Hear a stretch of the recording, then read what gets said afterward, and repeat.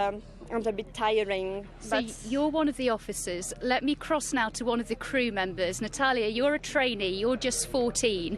What was it like for you being there in the storm? Well, it wasn't so terrifying, I guess. We weren't on the deck and we didn't see actually what happened.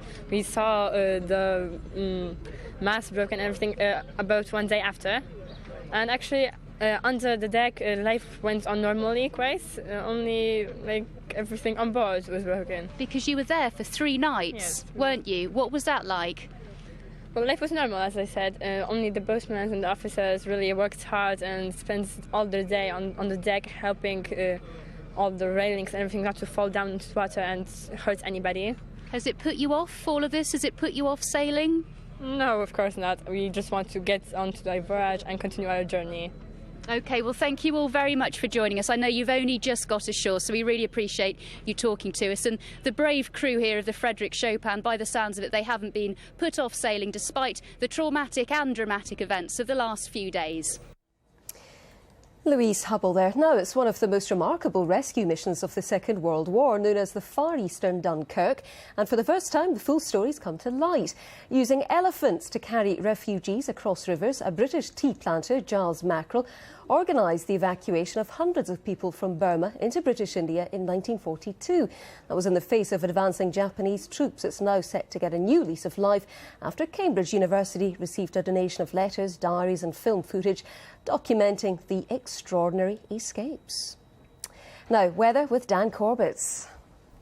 Hello, but you stepped to the outside this morning. It was a fairly grey start to the day, but as we work through the course of the day, the skies will slowly start to brighten as we thin out the cloud, and it shouldn't be too bad to many areas for the course of the afternoon. It should be mainly dry, but it will slowly become brighter into quite a few areas. There is a weather system on the way, this lump of cloud sitting up to the north and the west, streaming its way in. Elsewhere, some bits and pieces of cloud, but slowly going to brighten up the skies, particularly across East Anglia towards the south coast. That lump of blue is our wet weather. You can see it already there across Northern Ireland, working to western parts of Scotland. Not quite to Aberdeenshire, the wind's picking up ahead of it. They'll be touching gale force to western coast as we go through the day, and the dollop of rain also working into parts of northwest England. Go further south and east, and just the speckles of cloud. It's mainly dry, and the cloud continues to break up, but some of it might linger, say, across a few areas, back across the East Midlands, down towards spots across the southeast, but then further west, reasonable bright spells into the afternoon. Some cloud will start to ease its way into parts of Cornwall and Devon and parts of Wales ahead of our main weather system, and the breeze will start to pick up from the southwest as well. The temperature's still going to grab about a 13 or so for, say, Cardiff. Big lump of blue, like you've gone like that with some blue paint. But those are some of the heavier downpours, so it's quite a wet afternoon for much of Northern Ireland with our mass of blue. That'll work into most of Scotland as we finish off the afternoon, and then follow the whole lump of blue. The main energy will go through like that, so it's not really much rain further south. It just dribs and drabs by the end of the night to southeastern areas. Fairly swift winds, 50, maybe 60-mile-an-hour wind gusts. They'll work into northern and western coast overnight. Temperatures by morning not too chilly because of the wind and the cloud. 6, 7, 8 to more than likely double figures to the south coast as we start Tuesday. With our weather front easing away, still a few showers in places, but otherwise a fairly bright skies. A dry looking start to many areas, and then we bring in this next lump, another system that works into northern and western areas as we finish off the day. Further east, you're mainly dry through Tuesday, 12 or 13, and further south of 15 or 16 as we finish off the day. And then we work towards the middle part of the week. That's the little weather system that sort of wiggles its way through. See the squeeze of the lines, the ice bars, closer they are, the stronger the wind, so we keep that risk for some gales to western coast. Another system easing its way in, but some fairly mild air comes in too, so notice by the time we get to the middle part of the week, 15, 16, maybe even a 17, 10 to 13 is where we should be, so much milder for some of us. That's the weather for now.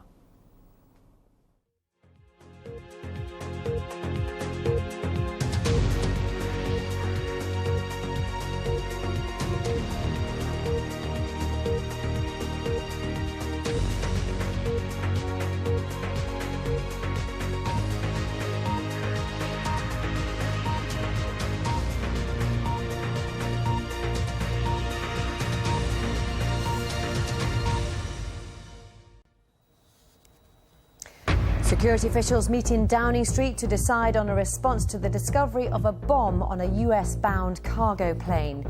The BBC learns the plot was foiled thanks to a tip-off from a former Al-Qaeda operative. Airlines are warning the government not to overreact. Let's not have another set of ludicrous and ineffective security measures for passengers. It's already difficult enough to get through Britain's airports. We'll be live in Downing Street for the latest on that security meeting chaired by the Prime Minister. Also this lunchtime, a bigger threat than crack cocaine, a new report on the danger from alcohol. Guilty of making and possessing child porn, a former Auditor General for Wales admits a string of offences. 52 people taken hostage in a church in Baghdad are killed as security forces try to end the siege. And remembering a wartime rescuer, remarkable pictures of the British tea planter whose elephants rescued hundreds of people from Burma. Coming up later in the sports news, Lee Westwood is the new world #1 golfer. He toppled Tiger Woods in the rankings after Martin Kaymer failed to finish in the top 2 at the Andalusia Masters.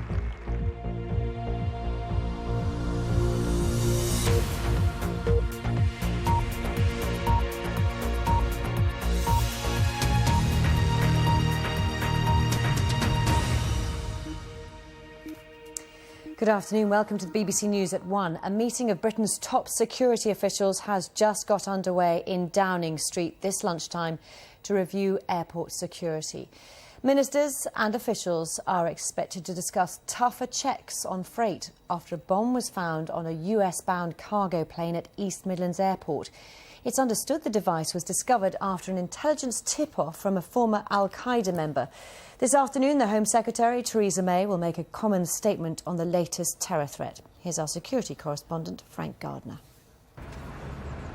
In Whitehall today, police, security and transport chiefs have been holding a key meeting chaired by the Prime Minister on the Yemen parcel bombs, trying to work out how to beef up cargo security on passenger planes. The day was going to come when it was going to happen. We've been warning since 1994 that the global aviation community needed to sort this out, because at present there is no requirement, and still hasn't been since 1994, on aircraft who are cargo aircraft to be screened, which we think is a nonsense. UK air cargo breaks down like this. 60% of UK air freight travels on passenger planes, while only 40% of UK air freight goes on cargo planes. Heathrow Airport handles more freight than all other UK airports put together.